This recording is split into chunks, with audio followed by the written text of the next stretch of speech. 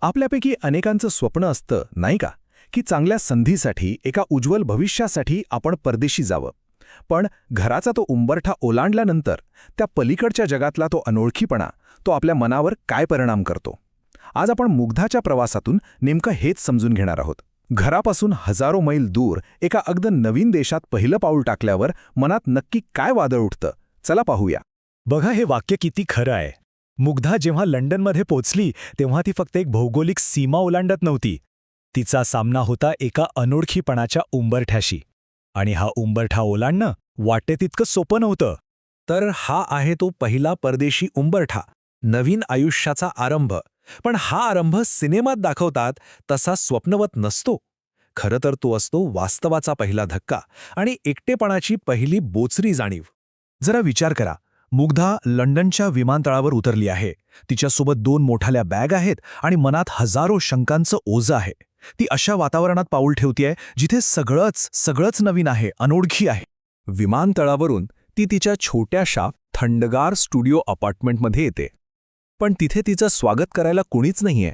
ना आई-बाबा, ना त्यांच्या हातचा गरमागरम चहा, ना कुणी ओळखीचा चेहरा. ती भयाण शांतता तिला जणू खायला उठते. आणि इथेच तिला स्वातंत्र्याचा खरा अर्थ लागतो. अरे, स्वातंत्र्य म्हणजे फक्त मनसोक्त फिरणं नाही, तर ते म्हणजे स्वतःचा स्वयंपाक स्वतः करणं, सगळी बिलं वेळेवर भरणं आणि सगळ्यात महत्त्वाचं, आजारी पडल्यावर स्वतःची काळजी स्वतःच घेणं. हे स्वातंत्र्यासोबत आलेलं एक मोठं ओझं होतं खरं तर. एकटेपणाचा पहिला धक्का हा कथेचा असा भाग आहे जिथे मुग्धाच्या भावनांचा बांध अक्षरशः फुटतो, जिथे ती पूर्णपणे खचून जाते. आणि मग एका रात्री हजारो मैल दूर असलेल्या आईला ती व्हिडिओ कॉल करते. त्या कॉलवर तिचा संयम सुटतो. ती रडत रडत विचारते, आई, होमसिकनेसवर काही औषध असतं का ग? मला खूप एकटं वाटतंय. कल्पना करा त्या क्षणाची, किती हतबल झाली असेल ती. तिला त्या क्षणी लंडनमधल्या मोठ्या इमारती किंवा तिथली चमकधमक नाही आठवत. तिला आठवतंय ते आपलं घर. घरातला तो हवासा वाटणारा पसारा, वडिलांचा काळजीपोटी असलेला ओरडा आणि आईच्या हातच्या पिठलं भाकरीची चव. तिला पुन्हा लहान व्हावंसं वाटतंय, जिथे कसलीच जबाबदारी नव्हती. आणि इथून कथेला एक वळण मिळतं. कारण तिची आई स्वरा तिला फक्त धीर देत नाही, तर एक असा दृष्टिकोन देते जो तिच्या संपूर्ण समस्येकडे बघण्याचा नजरियाच बदलून टाकतो. हा विचार खूपच सुंदर आहे. स्वरा म्हणते, अगं, याला होमसिकनेस म्हणजे एक आजार असं का समजतेस? तो आजार नाहीये, ही आहे तुझ्या मुळांची ओढ. म्हणजे बघा, दृष्टिकोन कसा बदलला. हा एकटेपणा म्हणजे कमजोरी नाही, तर तुझी नाती, तुझी मुळं किती घट्ट आहेत याची ती निशाणी आहे. ही तुझी ताकद आहे. स्वरा तिला एक खूप छान उदाहरण देते.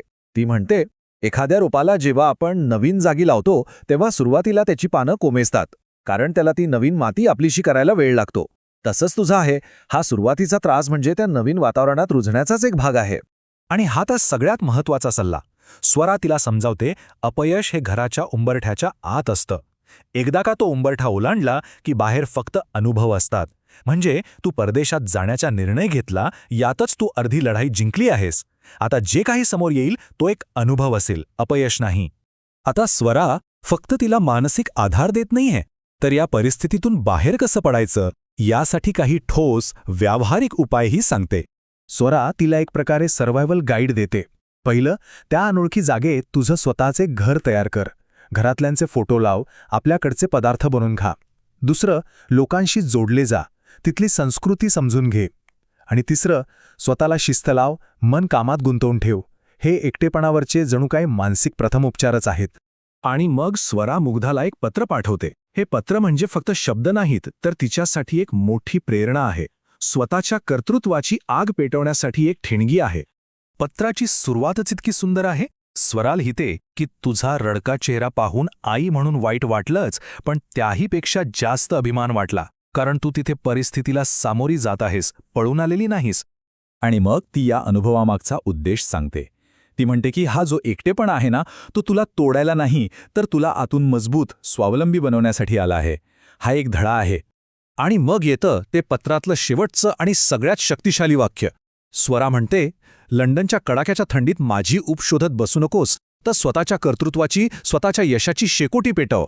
हा फक्त सल्ला नाही, तर हे एक आव्हान आहे, स्वतःच्या आतूनच ती ऊर्जा निर्माण करण्याचं. ही कथा इथे एका महत्त्वाच्या प्रश्नावर संपते. घराचा उंबरठा पहिल्यांदा ओलांडताना, मग तो शिक्षणासाठी असो वा नोकरीसाठी, असा एकटेपणा अनेकांनी अनुभवला असेल, नाही का? मुग्धाच्या या गोष्टीत कुठेतरी प्रत्येकाला स्वतःच्या प्रवासाचा एखादा टप्पा नक्कीच आठवला असेल.